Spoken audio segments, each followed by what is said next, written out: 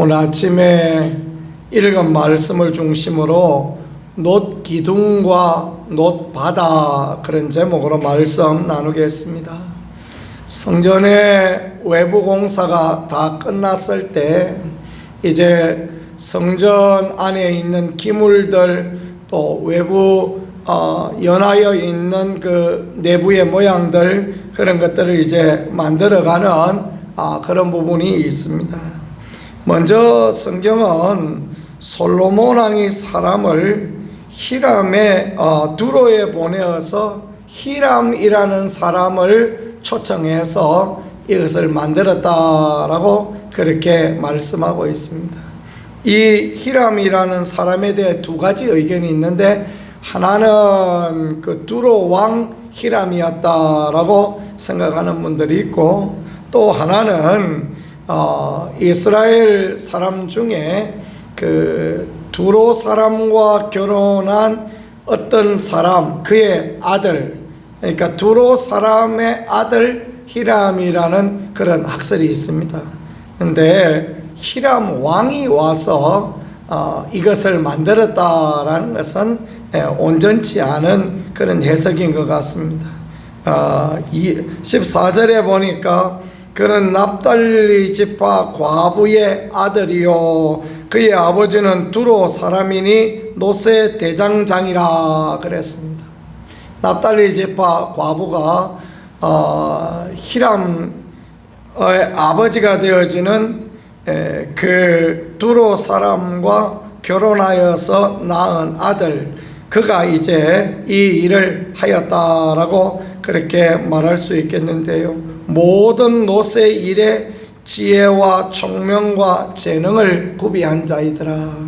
그래서 학자들은 히람 왕이 이 히람이라는 노세 장인을 솔로몬에게 파견하여서, 그래서 성전의 두 큰 기둥과 놋 바다를 만들었다라고 그렇게 이해하고 있습니다.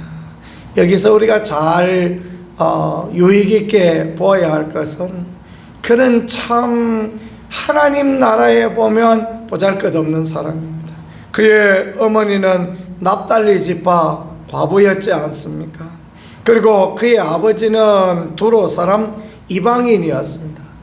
이방인의 아들이었는데 성전의 두 기둥과 놋바다라는 어마어마한 하나님의 일을 감당할 수 있는 그런 사람이 되었다라는 것은 하나님의 사람 쓰심의 방식을 보여주는 그런 부분이다라는 것입니다. 아버지는 비록 두로 사람이었지만 어머니는 어떤 사람이었습니까? 납달리 지파의 여인이었다라는 것입니다. 전통적으로 유대인은 어머니가 자식의 신앙교육을 감당하고 있습니다. 오늘날 우리 사회에도 어머니들이 지대한 영향을 끼치는 거 맞죠? 그래서 어머니가 신앙교육을 하고 있는데, 그 자녀가 믿음으로 자라면, 그 자녀가 하나님의 말씀의 법을 따라가면, 그 아버지가 이방인 헬라인이라 할지라도 그 자녀를 유대인으로 인정하는 그런 부분을 갖고 있었습니다. 그래서 신약의 대표적인 그런 예가 디모데다, 이렇게 생각해 보면 되겠습니다. 디모데의 어머니와 할머니는 유대인이었는데 디모데의 아버지는 헬라인입니다. 그런데 이제 그럼에도 불구하고 유대인은 전통적으로 유대인 가정의 어머니 교육 안에 있는 사람을 유대인이라 인정하였기 때문에 바울은 그를 귀한 일꾼으로 사용하였다, 또 그걸 받아들이기 쉬웠다, 그런 의견들을 이렇게 보통 가지고 있습니다. 하나님께서는 우리가 연약한 출신이라 할지라도, 우리가 이방인 출신이라 할지라도, 우리가 보잘것없는 모양을 가지고 있다 할지라도, 하나님께 대한 믿음, 예수 그리스도에 대한 신앙의 올바른 가치를 갖고 있을 때 언제나 사용하시고 언제나 은혜 주시고 언제나 도우신다라는 것을 믿으실 수 있는 저와 여러분이 될 수 있기를 간절히 소망합니다. 그게 하나님의 은혜요 하나님의 축복이다라는 것입니다. 그래서 세상 가운데 우리가 연약한 가운데 있기도 하고 세상 가운데 우리의 모든 모양이 부족하기도 하고 그렇지만 중심을 보시는 하나님 앞에 은혜를 구하고 도우심을 구하고 또 하나님을 향한 믿음의 가치관 위에 올바로 세워져 있을 때 언제나 하나님이 우리 편들어 주시고 하나님이 우리를 이끌어 주시고 가장 좋은 길을 내시는 하나님을 경험할 수 있는 가자리로 인도하여 주신다라는 것입니다. 물론 모든 부분 다 우리가 허용할 수 있는 부분은 아니지만 오늘날 세상이 분주하고 복잡한 세상 가운데 있다가 보니까 예수님을 믿는 사람 중에 어떤 이들은 또 주일도 제대로 못 지킬 만한 그런 직장에 있는 사람들도 있고 합니다. 그러나 그의 마음이 하나님을 향하여 있는 것, 그게 하나님 앞에 귀하고 또 마음이 하나님 앞에 향하여 있다가 보면 결국은 그 직장보다 더 하나님을 섬길 수 있는 귀한 직장을 또 마음의 소망도 하나님도 그렇게 인도하시고 이끌어 가시더라고요. 그게 참 하나님 앞에 귀함이고 아름다움이 되어지는 그 모양이 되어지더라고요. 그렇습니다. 이렇게 하나님께서는 언제나 하나님을 향한 바른 가치를 갖고 있는 사람, 그래서 우리가 가치관의 싸움을 일생 가면서 늘 해가야 됩니다. 우리는 이 땅에 살아가면서 세상의 가치관, 마귀의 가치관, 육신의 가치관을 늘 유혹받습니다. 그러나 그것을 이기고 믿음의 가치, 하나님이 기뻐하시는 가치, 하나님이 원하시는 신앙의 본질을 우리가 추구하며 따라갈 때 하나님은 그것을 감당할 수 있는 은혜와 긍휼을 베풀어 주신다라는 것, 그걸 늘 생각하며 믿음의 선한 길을 달려가는 우리가 되어질 수 있기를 소망합니다.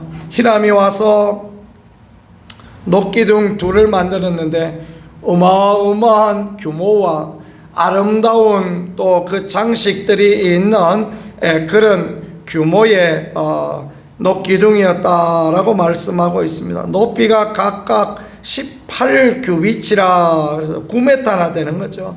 각각 12규빗 되는 줄을 두를만 하다. 12규빗이라는 것은 그 6m가 되거든요. 6m의 줄을 둘렀으면 거의 기둥의 이 지름이 2, 3m는 되어지겠죠. 그죠? 그런 엄청 아름드리 큰 녹기둥을 만들었다라는 것입니다. 그리고 놋을 부어 기둥 머리에는 아름다운 장식도 하고 그렇게 하였는데 석류 장식도 하고 백합화 장식도 하고 그리고 만들었다라고 말씀하시는데, 석류는 그 머리가 보면 석류가 동그랗는데 그 잎이 벌어진 거 보면 왕관같이 생겼습니다. 그래서 석류는 영광의 면류관을 상징한다고 합니다. 그래서 이제 유대 사람들은 그 석류로 된 그 형상들을 만드는 걸 좋아했고, 백합화는 꽃 중의 꽃이죠. 아름다운 향기가 있는 꽃 중의 꽃, 얼마나 그냥 이쁘고 합니까? 그래서 가장 아름다운 꽃을 하나님 앞에 드린다라는 그런 마음으로 그렇게 만들었습니다. 이름을 정하였습니다. 오른쪽을 야긴이다 하였고 저가 세우신다라는 그런 뜻이죠. 또 왼쪽의 이름을 보아스다라고 그렇게 정하였습니다. 그분이 능력이 있다라는 것인데 어떤 의미냐면 하나님, 능력 있는 하나님께서 세우신다라는 그런 뜻입니다. 이 성전을 누가 세웠느냐? 하나님이 세우시고, 이 성전을 누가 이끌어 가시냐? 하나님이 그렇게 하셨다라는 그런 의미입니다. 고린도전서 3장 16절에 우리 몸이 하나님의 성전이다 말씀하셨는데, 우리를 세워가시고 우리를 이끌어 가실 리가 누구시냐? 그분이 하나님이시다라는 것을 우리가 생각하며 살아가는 것이 귀중하겠다라는 것입니다.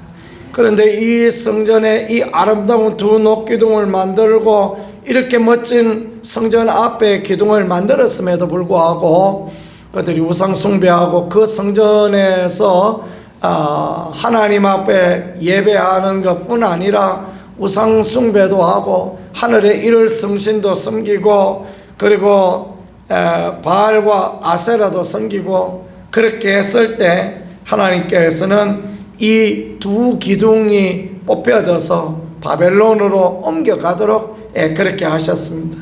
하나님이 도우시고 하나님이 세우시고 전능하신 하나님이 세워주셔야 하는데 그렇게 안 하는 거예요. 사람이 세우려고 하고 우상 숭배하고 그러니까 무너졌다라는 것을 그렇게 보여주시는 것은 오늘을 살아가는 우리에게 참으로 교훈이 될 만한 그런 부분 아닐까라고 생각합니다.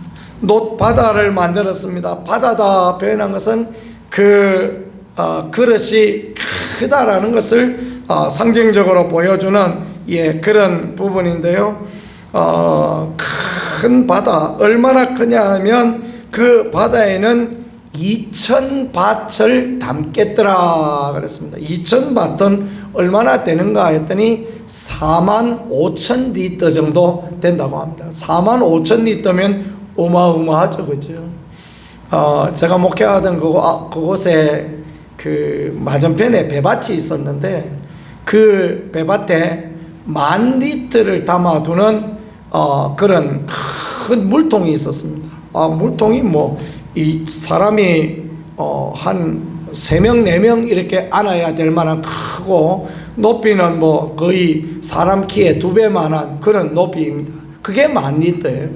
그런데 45,000리터를 담았다라는 것은 얼마나 어마어마한 것입니까? 그죠? 그게 한 4배 반쯤 있었다라고 말씀하시는 그런 부분 아닙니까? 그러니까 엄청 넓은 놋으로 된 항아리가 있었다라는 거죠.